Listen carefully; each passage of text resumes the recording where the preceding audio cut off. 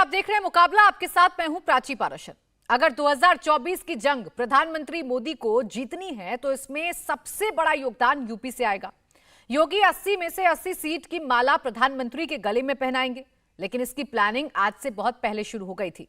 योगी आदित्यनाथ ने यूपी के बीमार लॉ एंड ऑर्डर सिस्टम को पहले सुधारा और प्रदेश में अपराधियों के खिलाफ ऐसी मुहिम चलाई कि आज की तारीख में या तो अपराधी पलायन कर रहे हैं या फिर रहम की भीख मांग रहे हैं। मोदी और योगी जानते थे कि अगर यूपी में पैंट बनानी है तो सबसे पहले सफाया जरूरी है, अपराध का, बदमाशों का और अपराधियों के पनाहगारों का। इसलिए आज योगी का प्रदेश देश में लॉ एंड ऑर्डर के मसले पर नंबर 1 है। यहां तक कि दूसरे राज्यों में मिसालें दी जाती हैं। योगी आदित्यनाथ बार बार कहते हैं कि अगर किसी ने बदमाशी की, छेड़छाड़ की कोशिश की तो अगले चौराहे पर यमराज उनका इंतजार कर रहे होंगे। कल भी योगी आदित्यनाथ ने कहा कि अगर किसी ने अपराध किया, बहन बेटियों की इज्जत पर हाथ डाला तो अगले चौराहे पर उनके राम नाम सत्य है की खबर आएगी। आज हम मुकाबला में यही चर्चा करेंगे कि क्या लॉ एंड ऑर्डर सुधार कर योगी ने 80 में से 80 सीट पक्की कर ली है। उससे पहले आपको योगी का बयान सुनाते हैं और फिर बताएंगे अखिलेश क्या कह रहे हैं। और अगर किसी ने बदमाशी करने का प्रयास किया, किसी बेटी को छेड़ने का प्रयास किया, किसी की इज्जत पे हाथ डालने का प्रयास किया या कहीं चोरी डकैती करने का प्रयास किया तो अगले चौराहे पे जाते जाते पुलिस उसको स्वयं दबोच देगी, भाग नहीं पाएगा। वो भाग नहीं पाएगा। एक जगह से सब कुछ वहीं से उसको पता ही नहीं लगेगा, लेकिन अगले चौराहे पर इससे पहले कि कुछ हो तब तक राम नाम सत्य है की बात सामने आ जाएगी। तो आपने सुना, मुख्यमंत्री योगी आदित्यनाथ तो अपनी सशक्त कानून व्यवस्था की बात कर रहे हैं, तो वहीं दूसरी तरफ यूपी की जनता कानून व्यवस्था के मुद्दे पर योगी को 80 में से 80 सीट दे सकती है, ऐसा दावा बीजेपी कर रही है। लेकिन अखिलेश यादव इसे बड़ा मुद्दा नहीं मानते। ना तो वो लॉ एंड ऑर्डर पर योगी की लहर मानते हैं और ना ही राम मंदिर पर। आज भी उन्होंने कहा कि असली मुद्दा पीडीए का है, यानी पिछड़े, दलित और अल्पसंख्यकों का।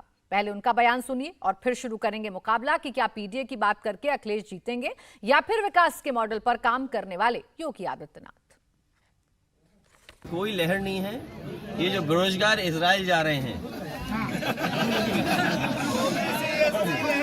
ये जो बेरोजगार इजराइल जा रहे हैं और जो बेरोजगार इजराइल जा रहे हैं और जो अग्निवीर के लोग कपड़े उतार के आंदोलन कर रहे हैं, इनसे कैसे बीजेपी बच पाएगी। और ये जो नई आवाज उठी है पीडीए वाली, इसमें पीड़ित दुखी अगड़े भी हैं, ये ना भूलें अपने आप को। जो पीड़ित हैं, दुखी अगड़े वो भी हैं और पिछड़े, दलित, अल्पसंख्यक, आदिवासी भाइयों का ये समूह है और आधी आबादी के साथ आगे बढ़ रहे हैं। तो 90% लोग इस पीडीए में शामिल हैं, तो भारतीय जनता पार्टी कैसे बचेगी।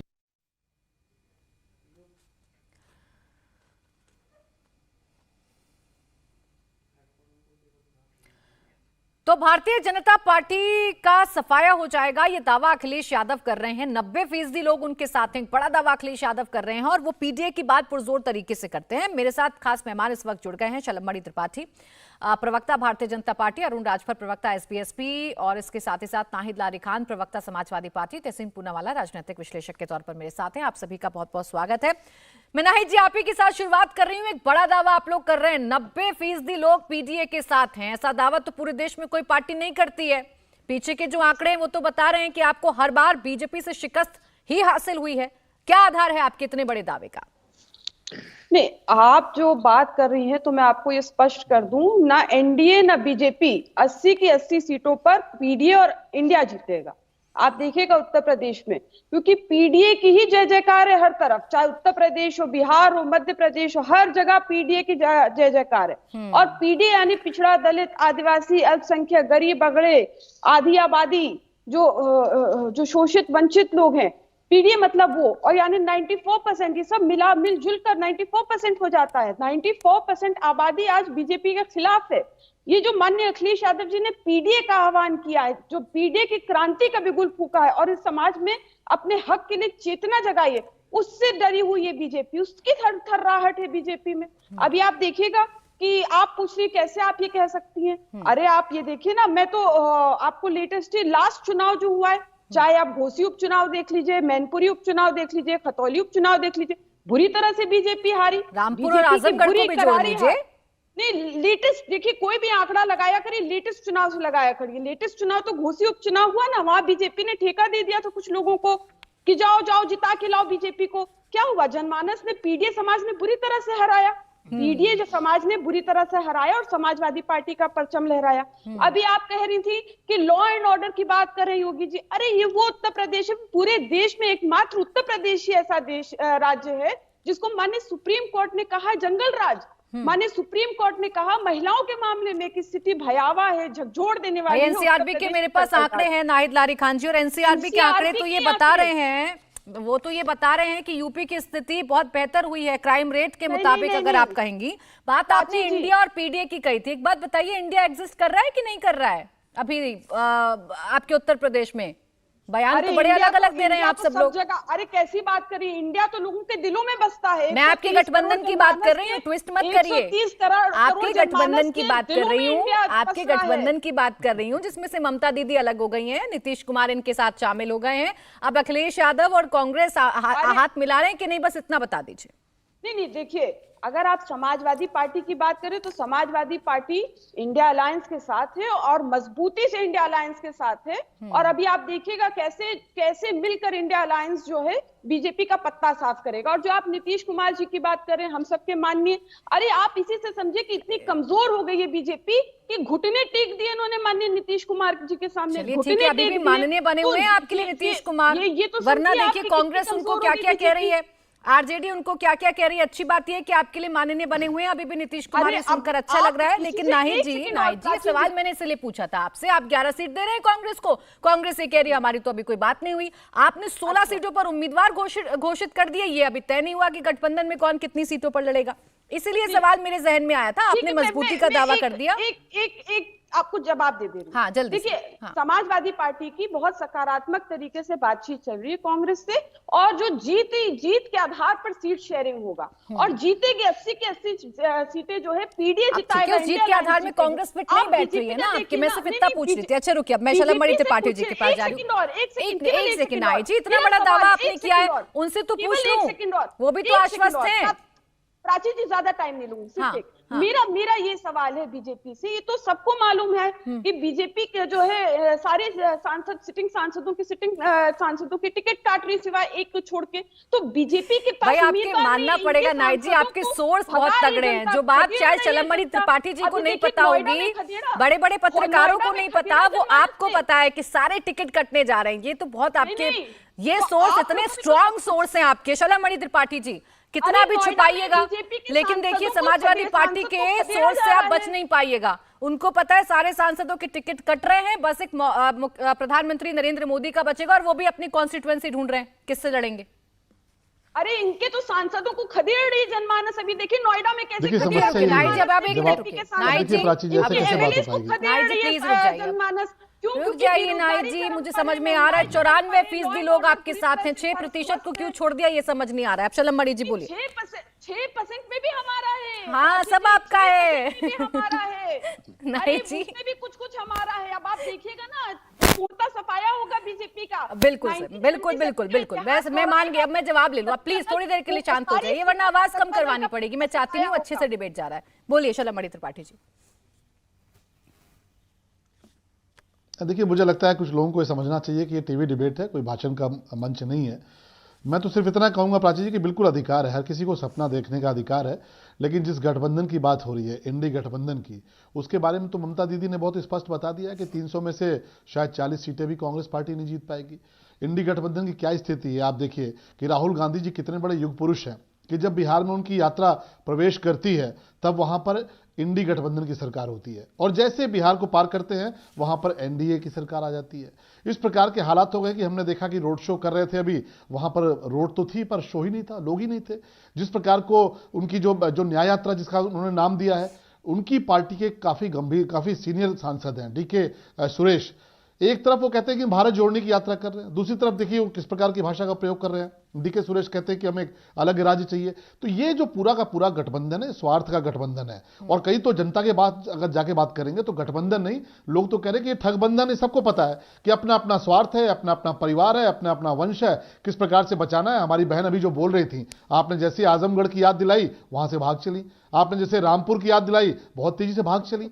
लेकिन मैं तो सिर्फ एक बात कहूंगा, पीडीए का इतना शोर मचा रहे हैं ये लोग। अभी देखिए आज एक फैसला हुआ है, उनसे पूछेगा जरूर, कन्नौज में मेडिकल कॉलेज था, मायावती जी की सरकार ने बनाया था, और मायावती जी की सरकार जैसे ही गई, अखिलेश जी की सरकार आई, मायावती जी ने उस मेडिकल कॉलेज का नाम रखा था बाबा साहब भीमराव अंबेडकर मेडिकल कॉलेज। जैसे ही सरकार समाजवादी पार्टी की आई, उस बोर्ड को तोड़ दिया गया, उस पर कालिक पोत दी गई, वहां पर जाके अभद्रता की गई, और बकायदे शासनादेश करके समाजवादी पार्टी की सरकार में, जिसमें अखिलेश यादव जी मुख्यमंत्री थे, बाबा साहब भीमराव अंबेडकर का नाम हटाकर उसका नाम कन्नौज मेडिकल कॉलेज कर दिया गया। अभी योगी जी ने उसको दोबारा से बाबा साहब भीमराव अंबेडकर मेडिकल कॉलेज किया है। यह है आपका पीडीए। आजम खान खुलेआम भाषण देते थे और ये कहते थे कि जिस जमीन के सामने बाबा साहब की मूर्ति लग जाती है, उसमें जो उंगली का निशान होता है बताता है कि इस जमीन को कब्जा कर लो। बाबा साहब को भूमाफिया बताते थे। यह आपका पीडीए। किस प्रकार समाजवादी पार्टी की सरकार में बहन मायावती जी के साथ क्या हुआ था, किसको याद नहीं है? गेस्ट हाउस कांड में तो मरते मरते बची थी, भारतीय जनता पार्टी के लोगों ने बचाया था। और यही कारण है कि पूरी की पूरी समाजवादी पार्टी और पूरा का पूरा इंडी गठबंधन उत्तर प्रदेश में एक इनोवा पार्टी में तबदील हो गया था। केवल 5 सीटें। बस चलमणि त्रिपाठी जी इस बात का जवाब दे दीजिए। पीडीए में 94% लोग हैं, जो आप पीडीए में 94% लोग हैं, और नाहिद लारी खान ये कह रही हैं, उनकी पूरी पार्टी ये कह रही है कि आप लोग पीडीए से इतना डर गए हैं कि अब बस आप सीटें भी नहीं तय कर पा रहे हैं कि अपने सांसदों को कहां से लड़ाना है, नहीं भी लड़ाना है, कुछ तय नहीं कर पा रहे, बौखलाहट है आप लोगों की। हमारी पार्टी के बारे में जानकारी रखने की बजाय अपनी पार्टी पर काम करते तो इतना बुरा हास्य थोड़े होता कि आज देखिए कहां पहुंची हुई समाजवादी पार्टी, कहां पहुंची हुई कांग्रेस पार्टी। और ये सपना देखना तो अधिकार सबका है, हर कोई सपना देख सकता है। लेकिन आप रिकॉर्ड उठाकर देखिए, 2012 में उत्तर प्रदेश में प्रचंड बहुमत की सरकार बनी समाजवादी पार्टी की, और 2014 में आते आते 5 सीटों पर सिमट गए लोकसभा के चुनाव में। 2017 का चुनाव देखिए, 2019 का चुनाव देखिए, 2022 का चुनाव देखिए, और 2024 में मैं आज आपको बता रहा हूं भारतीय जनता पार्टी मोदी जी के नेतृत्व में 80 की 80 सीटें चुनाव में जीतने जा रहे हैं। 80 की 80 सीटें चुनाव में जीतने जा रही है मोदी जी और योगी जी के नेतृत्व में। लेकिन हाँ ठीक है, सपने देखते हैं, सपने देखना बुरी बात नहीं है। अगर सपने नहीं देख रहे होते तो आज देखिए 80 का दावा आप चलमणि त्रिपाठी जी भी कर रहे हैं, और 80 का दावा नाहिद लारी जी आप भी कर रही हैं। टोटल 80 सीटें हैं। अब इससे ज्यादा तो सीटें हो नहीं सकती हैं। बताई दीजिए कौन कितनी सीटों पर किसकी साइकिल चलेगी और कितनों पर कमल खिलेगा। नाहिद जी। प्राची जी विधायक जी तो हमारी जिले के देवरिया के हैं, मैं भी वहीं की हूँ। तो अब क्या कहूं, मैं तो भाई हैं, लेकिन मैं ये कहना चाहती हूँ कि भाई जंगल राज चलाने वाली ये बीजेपी, इनको आप समझिएगा कि इनकी अधिकतर सीटों पे जमानत जब्त हो जाएगी, इनकी एक सीट पे ये नहीं जीतेंगे। अब आप इसी से अंदाजा लगा लीजिए कि कितने कमजोर हो गई है बीजेपी, कि आपने जितनी बात पूछी उसमें कहीं भी बीजेपी का जिक्र नहीं किया। ये केवल इंडिया की बात करते रहे और पानी पी पी कर पीडीए को कोसते रहे। क्यों? क्योंकि पिछड़े दलित आदिवासी होते हैं पीडीए। तो पीडीए के तो खिलाफ बोलना ही बोलना है बीजेपी को। उनको स्वार्थी बुलाया, उनको ठग बुलाया। जी कैसे तय कर लेती हैं आप? अभी पीडीए में आपने सबको जोड़ लिया था, 94% लोग जोड़ लिए थे, लेकिन जैसे ही पीडीए पर चलमणि त्रिपाठी जी बोले तो आपके लिए तो पिछड़ा और दलित और अल्पसंख्यकों के लिए बोल रहे हैं। प्राची जी, मैंने कहा पिछड़ा दलित आदिवासियों के खिलाफ है बीजेपी। इनकी बुनियादी 6 अप्रैल 1980 कोटला मैदान दिल्ली में पिछड़ा दलित आदिवासी समझो, इसके अलावा और तो कुछ नहीं है। अरे एक सेकंड आप सुनिए तो मेरी बात। अरे मैं सुन रही हूँ, मुझे कंफ्यूजन हो रही है तो मैं दूर करना चाह रही हूँ, जो आप ही करेंगी। मैं सारी कंफ्यूजन आपकी दूर कर दूंगी। आप सुनिए तो, 6 अप्रैल 1980 कोटला मैदान दिल्ली में बीजेपी की बुनियादी पीडीए के विरुद्ध पर पड़ी थी कि पीडीए समाज के लोग जो है देश के प्रधानमंत्री नहीं बन सकते हैं, चाहे आदरणीय जगजीवन बाबू जी हो, चाहे आदरणीय चौधरी चरण सिंह जी। एक बात और, इनको ये मेडिकल कॉलेज की बात करें, बीजेपी के पास अपना बताने के लिए कुछ नहीं है। वो मायावती जी के टाइम पे ये बना तो उसमें ये बना तो उसका नाम। अच्छा चलिए, अभी मैं इनसे काम गिनवाऊंगी, चलमणि त्रिपाठी जी से काम गिनवाऊंगी, लेकिन क्राइम पर आप जब बार बार आती है ना नाहिद जी, तो मैं देखिए कुछ रिपोर्ट्स लेकर बैठी हूँ, कुछ डेटा है मेरे पास, और ये एनसीआरबी का है, 2022 का है। इसमें यूपी की स्थिति जो है वो थोड़ी बहुत बेहतर मुझे नजर आ रही है। आपके शासनकाल में क्या था वो भी किसी से छिपा नहीं है। तो थोड़ा क्राइम रेट पर बात करेंगी तो बहुत कुछ है मुझे बताने के लिए। नहीं प्राची जी, जंगल राज का तमगा आज तक भाई आंकड़े तो बता दीजिए, आंकड़े बताऊं आपको मैं एक बार। अच्छा रुकिए, अब अरुण राजभर जी रुक जाइए। अब नाहिद जी आप ही थोड़ी ना बोलेंगी, मैं जान रही हूँ आप 94% की हिस्सेदारी रख रही हैं। अरे मैं जान रही हूँ 94% की हिस्सेदारी रख रही हैं, लेकिन यहाँ कम से कम मेरे डिबेट में तो नहीं चलेगा ना, मुझे बाकी मेहमानों के साथ भी तो न्याय करना होगा। शलम अली जी, बहुत छोटा सा जवाब, जंगल राज कहा आपकी सरकार को, जल्दी से बता देते। देखिए मैं छोटा सा प्रमाण देता हूं, आंकड़े बोलूंगा तो मेरी बहन मानेंगे नहीं, मैं सिर्फ एक छोटा सा प्रमाण देता हूं कि अलका राय, आपको याद होंगी, हमारे विधायक जी थे, उनकी हत्या की गई थी, नृशंस हत्या समाजवादी पार्टी की सरकार में। अलका राय जाके सीबीआई से गुहार लगाती थी, सुप्रीम कोर्ट में जाके गुहार लगाती थी कि हमें न्याय दे दो। योगी जी के राज्य में ये मुख्तार अंसारी, अतीक अहमद, इनके रिश्तेदार जाते हैं और कहते हैं हमें बचा लो।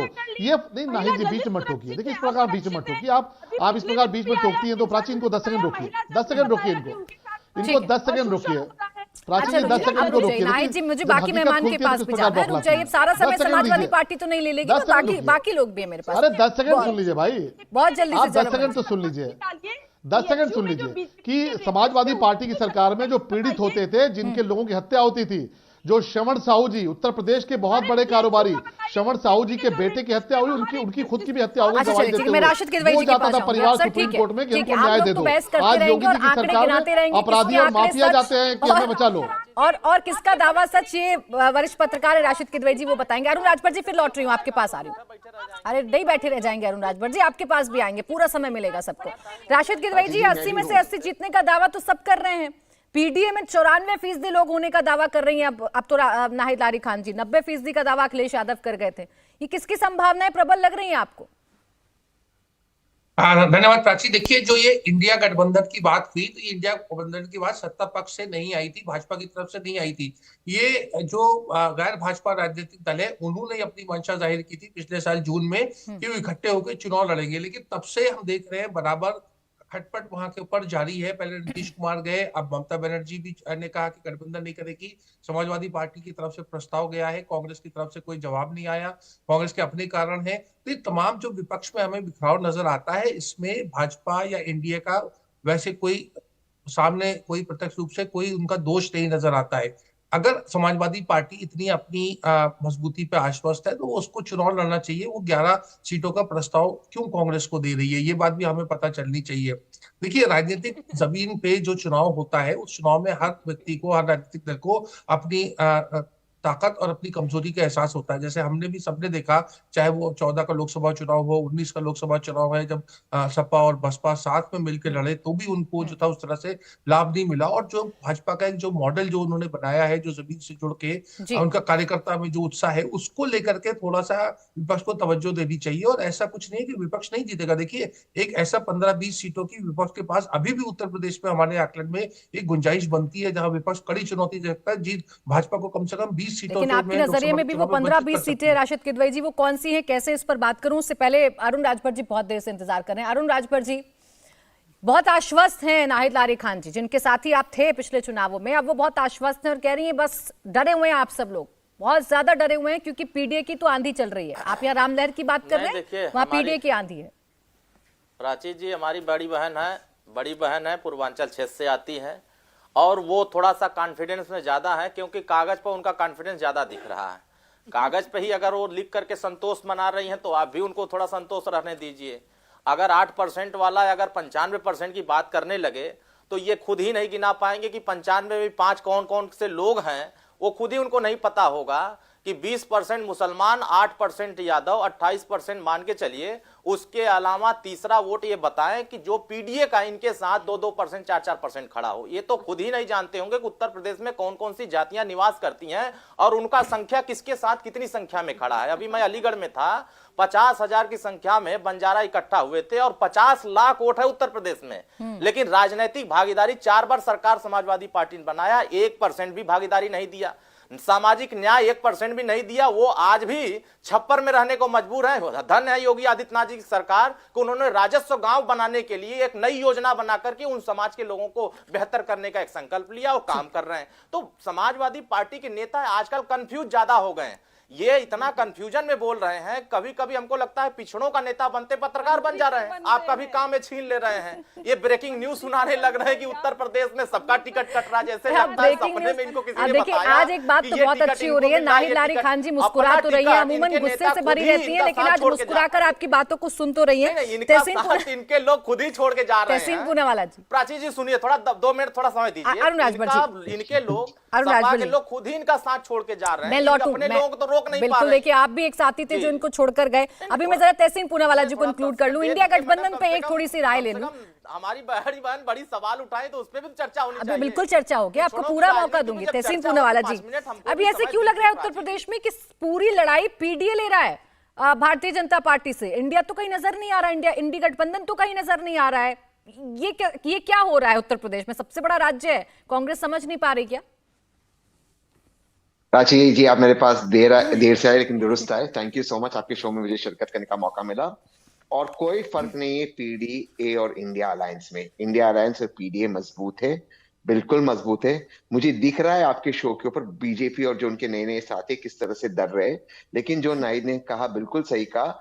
जो उत्तर प्रदेश में एक माहौल बन रहा है, मैं इसका ये मतलब नहीं कह रहा कि इंडिया अलायंस सारी सीटें जीतेगा, 80 में से 80 सीटें जीतेगा, लेकिन एक माहौल बन रहा है। और अखिलेश जी ने बड़ा दिल दिखाया, उन्होंने एक ऑफर दी, कांग्रेस उसको काउंटर करे जो भी है, लेकिन एक गठबंधन बनेगा। लेकिन इस बात में भी सच्चाई है, क्योंकि यहाँ पर विधायक जी बैठे हुए हैं, त्रिपाठी जी, इसमें भी ये सच्चाई है कि बीजेपी का जो स्ट्राइक रेट है उत्तर प्रदेश, बिहार, हिंदी हार्टलैंड में, नॉर्थ इंडिया और वेस्ट इंडिया में फैंटास्टिक है। 90% से ज्यादा सीटें वो जीतती है, चाहे वो कांग्रेस के खिलाफ हो, चाहे वो सपा के खिलाफ हो, चाहे वो आरजेडी के खिलाफ। ये सच्चाई है। अगर हमें बीजेपी को हराना है, मैं चाहता हूं बीजेपी हारे, तो इस सच्चाई को हमें जानना होगा। तो हम यहाँ कर शो पे कहते हैं हम 80 में से 80 सीटें जीते, ये नहीं हो रहा। बीजेपी का स्ट्राइक रेट 90% है।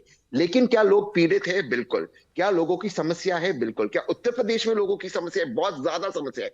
अगर उन मुद्दों को ठीक से राहुल गांधी जी और अखिलेश यादव जी उठा सके, कम्युनिकेट कर सके, लोगों के पास लेकर जा सके, तो जरूर यहाँ पर इम्पैक्ट हो सकता है, एक चेंज हो सकता है। लेकिन उन मुद्दों को सही से उठाकर ले जाना होगा जनता के पास, आवाम के पास।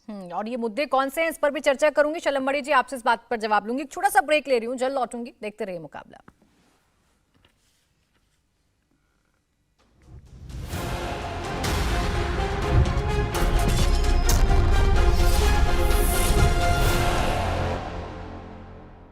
ब्रेक के बाद स्वागत है, आप देख रहे हैं मुकाबला। छलमड़ी त्रिपाठी जी, आप बेशक 80 में से 80 सीटें जीतने का दावा कर रहे हैं, लेकिन देखिए चाहे राशिद किदवई जी हों, चाहे तहसीन पूनावाला जी हों, बड़े दावे तो नहीं कर रहे, लेकिन ये तो कह रहे हैं कि 15 से 20 सीटें ऐसी हैं जो आपको मुश्किलें पैदा कर सकती हैं।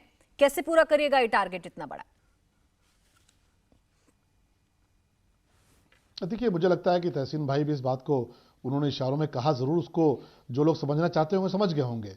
उत्तर प्रदेश में तो लोगों ने एक नाम छोड़ दिया तहसीन भाई ने। उत्तर प्रदेश में लोगों ने देखा है, राहुल जी, अखिलेश जी और प्रियंका वाड्रा जी आके मेहनत करके तो गए थे। 2 लड़कों का साथ पसंद है, नारा भी दिया था इन्होंने, लेकिन उत्तर प्रदेश की जनता ने ठुकराया। क्यों ठुकराया? क्योंकि उत्तर प्रदेश की जनता ने इनके साथ जिनका कोलैबोरेशन है, यहाँ पे कांग्रेस का भी कुशासन देखा है, समाजवादी पार्टी का भी कुशासन देखा है। आज अपराध की बात होती है, कानून व्यवस्था की बात होती है, किसको नहीं पता है कि उत्तर प्रदेश में आज योगी जी की सरकार में जिस प्रकार से माफियाओं के भीतर डर है कि माफिया भागकर सुप्रीम कोर्ट जाते हैं, उनके परिवार के लोग सुप्रीम कोर्ट जा रहे हैं कि साहब हमको बचाइए, साहब हमको बचाइए, और बच नहीं पा रहे। चाहे वो अतीक का गैंग हो, चाहे वो मुख्तार अंसारी का गैंग हो, चाहे वो मुकीम काला का गैंग हो, जिस प्रकार से सफाया हुआ है उत्तर प्रदेश में लोगों ने देखा है। समाजवादी पार्टी की सरकार में क्या होता था? गरीबों की जमीनें छीनी जाती थी, उन पे माफियाओं की बिल्डिंगें बनती थी। आज माफियाओं की जमीनें जमींदोज होती हैं और उस पे गरीबों के आवास बन रहे हैं। योगी जी ने भी प्रयाग में जाके बांटा है गरीबों को। तो यहां पर जो मॉडल उत्तर प्रदेश में लोगों ने देखा है, निश्चित तौर पर हम आश्वस्त है कि 80 की 80 सीटें आएंगे। उसका कारण है कि लोगों ने आज देखा है कि बाबा विश्वनाथ की नगरी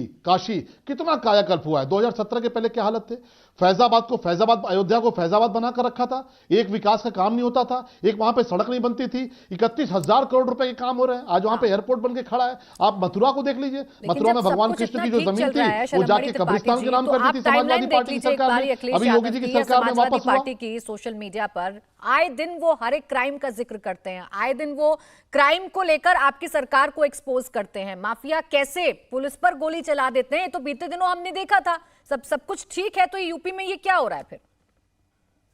देखिए, देखिए, आप किसी पर्टिकुलर घटना का जिक्र करेंगे तो ठीक है, अपराध होता है, समाज में अपराध होता है, उस पर कार्रवाई होती है। लेकिन आप जरा पूछिए ना कि मुख्तार अंसारी कौन था। मुख्तार अंसारी जो लखनऊ की सड़कों को जिप्सियों से रौंदता था, आज आ गया ना अपनी व्हीलचेयर के ऊपर। अतीक अहमद और उसका गैंग कहां चला गया? आज मुकीम काला उसका गैंग कहां चला गया? उत्तर प्रदेश में कोई अपराधी आप नाम बता दिए किसी माफिया डॉन का? उत्तर प्रदेश में इस प्रकार की कानून व्यवस्था है कि अपराधियों के जो रिश्तेदार हैं वो भाग के उत्तर प्रदेश छोड़ के गायब हो चुके हैं। उत्तर प्रदेश में रूल ऑफ लॉ है। उत्तर प्रदेश में आप विकास की बात करिए, कितनी ज्यादा इंडस्ट्रीज आ रही हैं, एक एक शहर की आप बात कर लिए। मैं तो चुनौती देता हूं कि प्रयागराज 2017 के पहले का देख के आइए, 2017 के बाद का देख के आइए, अयोध्या 2017 के पहले की देख के आइए, आज का देख के आइए, लखनऊ देख के आइए। यहां पे इतने बड़े इवेंट्स हुए, तो निश्चित तौर पर जिस प्रकार का पर्यटकों का यहां पर रुझान हुआ है, लोग आ रहे हैं, फुटफॉल है, और केवल उत्तर प्रदेश में नहीं, पूरे देश में माननीय मोदी जी के नेतृत्व में जो एक बदलाव हुआ है, पूरी दुनिया मान रही है। आज दुनिया महाशक्ति के तौर पर भारत को देख रही है, चाहे वो रशिया हो, चाहे वो चाइना हो, चाहे वो हमारी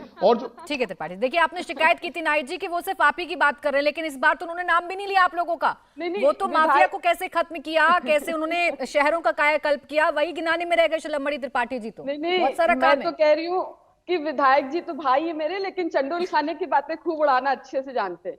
देखिए, मैं तो ये कह रही कि लखनऊ का केवल बता दीजिए कि कौन सा काम किया लखनऊ में। अभी पूछ लीजिए, हम बता देते कि लखनऊ में समाजवादी पार्टी का क्या काम है, ये बता दे लखनऊ में बीजेपी का क्या काम है, एक काम ही नहीं गिना पाएंगे।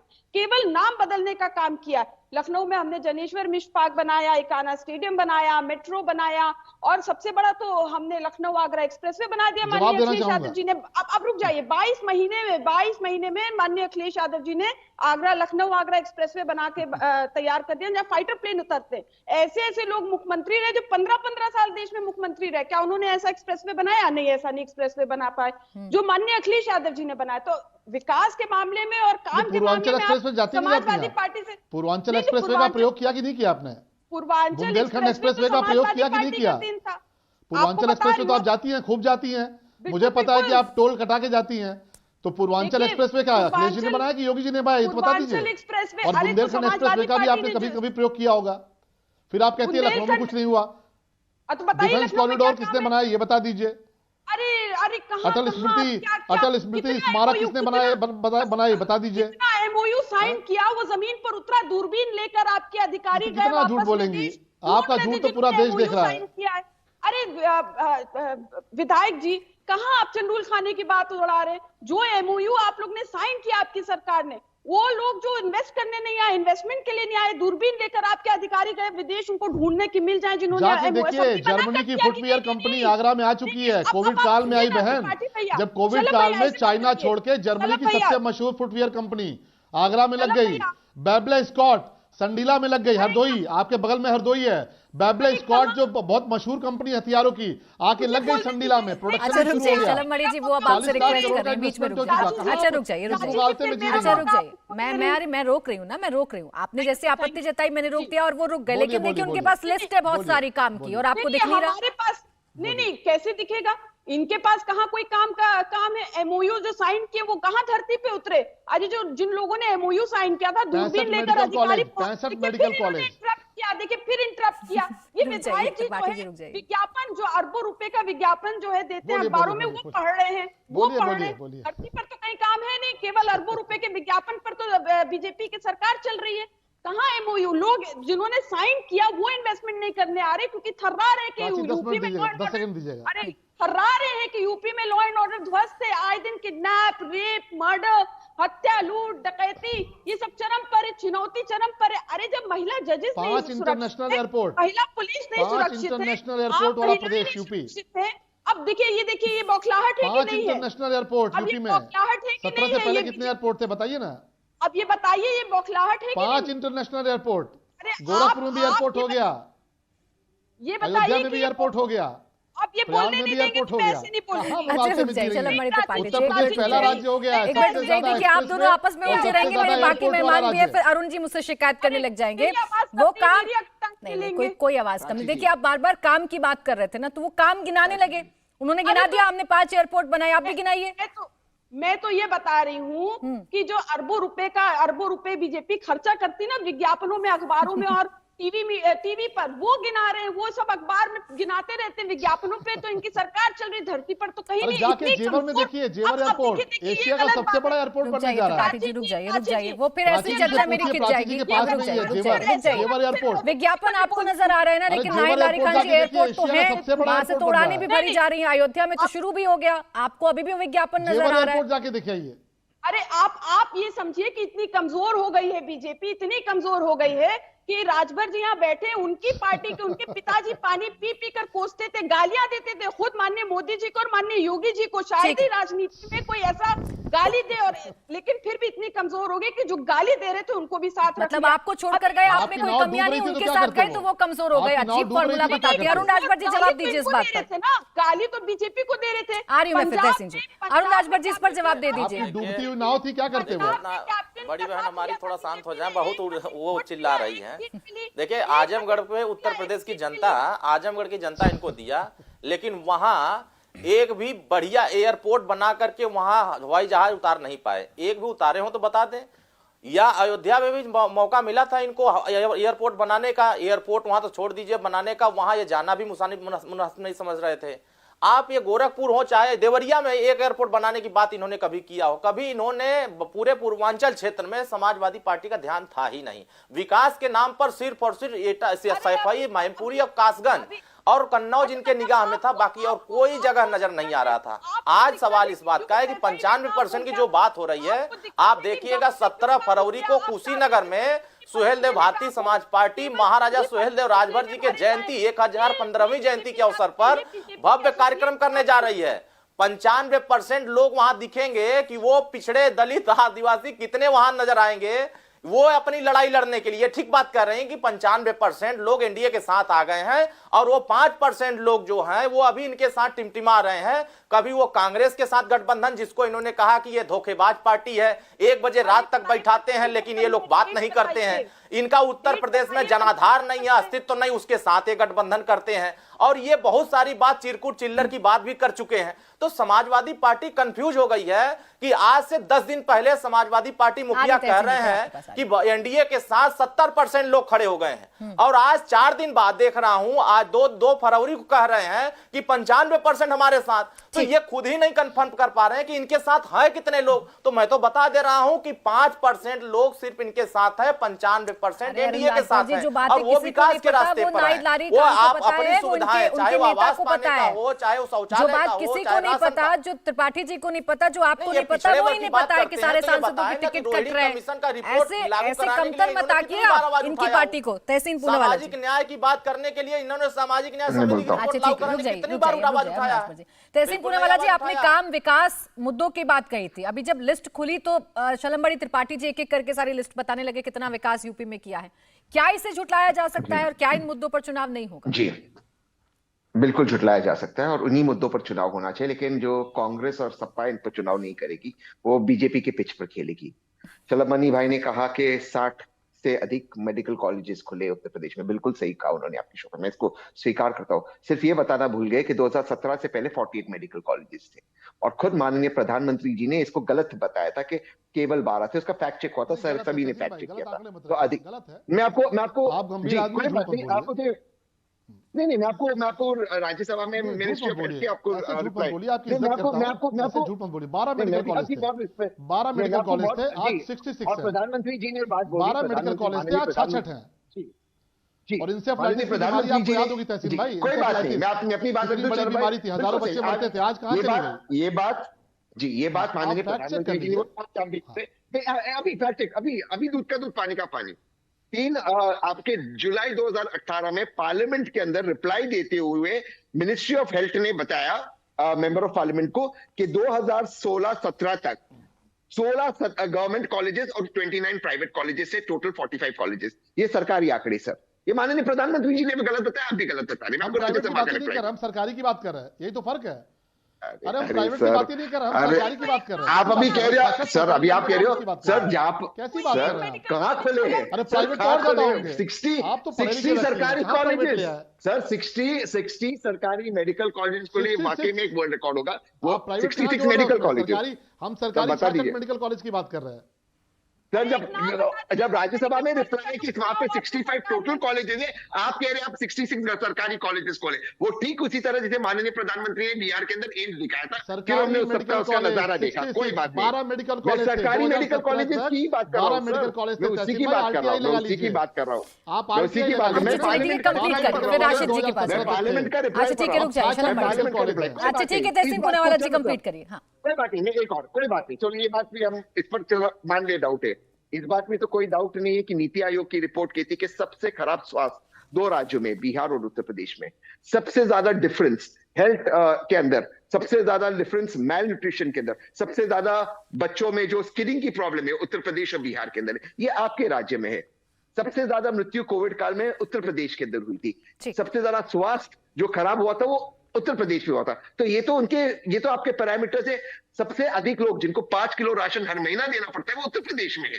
अगर इतनी प्रगति हुई थी, अगर नहीं, मैं आपको नीति आयोग का रिपोर्ट मुझे अब इसका कंक्लूजन चाहिए और मुझे समझना है उत्तर प्रदेश की राजनीति किस तरफ जा रही है। तहसीन जी रोक रही हूँ आपको बीच में, शलम मणि जी आपको भी रोक रही हूँ, मैं राशिद किदवई जी के पास जा रही हूँ।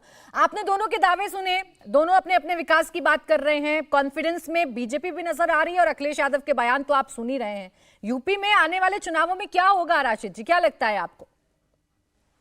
प्राची देखिए, चुनाव में तैयारी और जिस तरह के गठबंधन या गठबंधन को बनाना और उसको कायम रखना, जाति समीकरणों का ध्यान रखना, इन सब के ऊपर बड़ा महत्व होता है। ये विकास के दावे तो ये वैसी वाली बात होती है, गिलास आधा भरा है आधा खाली। उसमें हम देखते हैं कि अभी देखिए इंडिया अलायंस कहें चाहे पीडीए कहें, कोई भी नाम लेके आए, उनमें एकजुटता की बहुत कमी है, दावे ज्यादा है, जमीन पे उनकी स्थिति अच्छी नहीं है। अभी आपने जो राजभर का जो जिक्र हुआ, राजभर साहब की पार्टी का, उसको देखिए भाजपा ने जो भी, चाहे वो राजनीतिक पैंतराबाजी हो या बड़े हृदय की बात हो, उनको वापस लाया, उनको साथ में तमाम जो जातियां हैं उनको साथ में लेकर के भाजपा लेकर चल रही है, इसीलिए उसकी बढ़त नजर आ रही है। समाजवादी पार्टी और कांग्रेस जो है ये दावे बहुत बड़े बड़े कर रहे हैं, लेकिन जमीनी स्थिति पे आज भी ये नहीं पता कि क्या कोई गांधी परिवार का व्यक्ति जो है उत्तर प्रदेश से चुनाव लड़ेगा। क्या तहसीन ये बता सकते हैं? वो गांधी परिवार के करीब है, आज हमें ये सब पता नहीं है और चुनाव सर के ऊपर है। तो इसलिए मुझे लगता है कि भाजपा की बहुत ज्यादा बढ़त है और विपक्ष को बहुत कुछ करना है, टीवी स्टूडियो में नहीं, जनता के बीच में जाके, जमीन पे जाके। बिल्कुल, देखिए, और इसीलिए अभी उत्तर प्रदेश का चुनाव दिलचस्प नजर आ रहा है और बढ़त तो कम से कम बीजेपी बना रही है। आने वाले वक्त में इंडिया गठबंधन क्या करेगा, जरूर देखने वाली बात होगी। बहुत शुक्रिया आप सभी का हमारे साथ इस चर्चा में जुड़ने के लिए।